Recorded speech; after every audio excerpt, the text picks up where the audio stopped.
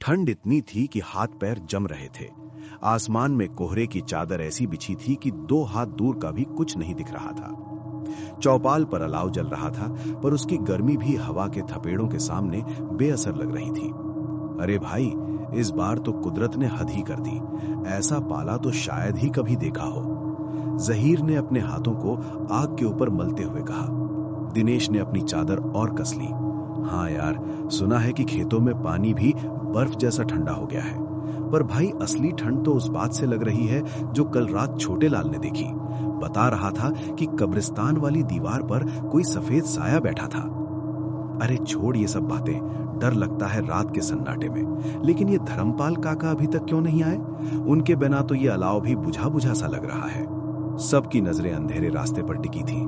तभी धुंध को चीरती हुई एक परछाई दिखाई दी। धीरे धीरे कदम रखती हुई वो आकृति करीब आई। वो धर्मपाल काका ही थे। काका ने कंधे पर एक पुराना लोई कंबल डाल रखा था और उनके चेहरे पर एक अजीब सी गंभीरता थी। वो बिना कुछ बोले आए और अलाव के पास खाली पड़ी बोरी पर बैठ गए। काका, आज तो आपने बहुत देर कर दी। हम सब आपकी राह देख रहे थे।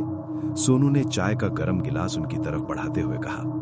काका ने चाय का एक घूंट भरा और ठंडी आह भरते में बोले, अरे बेटा, आज रास्ते में कुछ ऐसा देख लिया कि कदम जैसे भारी हो गए थे। खैर, चाय पिला दी तूने। अब सुनो, आज मैं तुम्हें वो बात बताऊंगा जो आज तक मैंने किसी को नहीं बताई। ये मेरी जवानी की वो घटना है जिसने मेरी रातों की नींद उम्र भर के लिए छीन ली। ये तब की बात है जब मैं करीब 25-26 साल का था। उन दिनों मैं शहर में एक गोदाम पर काम करता था। एक रात काम ज्यादा होने की वजह से मुझे लौटते लौटते रात के 12 बज गए।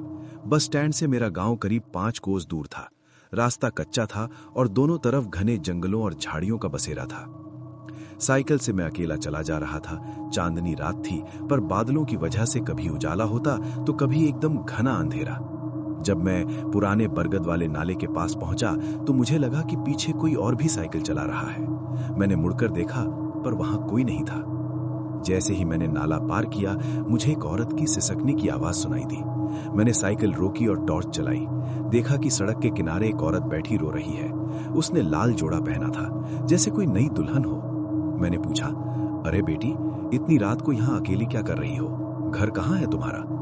उसने चेहरा ऊपर नहीं उठाया, बस सुबकते हुए बोली, मेरा गांव यहाँ से थोड़ी दूर है। मेरे घर वाले मुझे यहीं छोड़ गए। क्या आप मुझे आगे मोड़ तक छोड़ देंगे?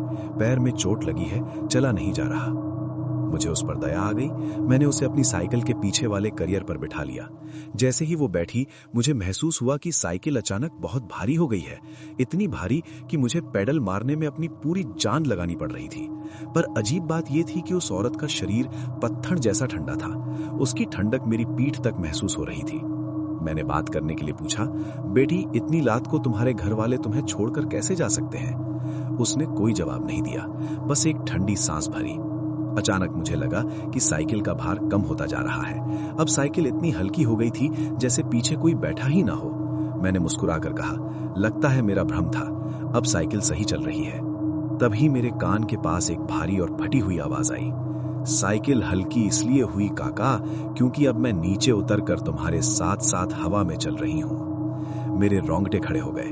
मैंने डरते डरते अपनी तिरछी नजरों से बगल में देखा। जहीर, यकीन मान, वो औरत साइकिल के बराबर में चल रही थी, पर उसके पैर जमीन पर नहीं थे। वो जमीन से 2 फीट ऊपर हवा में तैर रही थी। उसका चेहरा अब लाल नहीं बल्कि राख जैसा सफेद था और उसकी आंखें बिल्कुल काली थीं, जिनमें कोई पुतली नहीं थी। मैं डर के मारे चिल्लाने ही वाला था कि उसने मेरा हैंडल पकड़ लिया।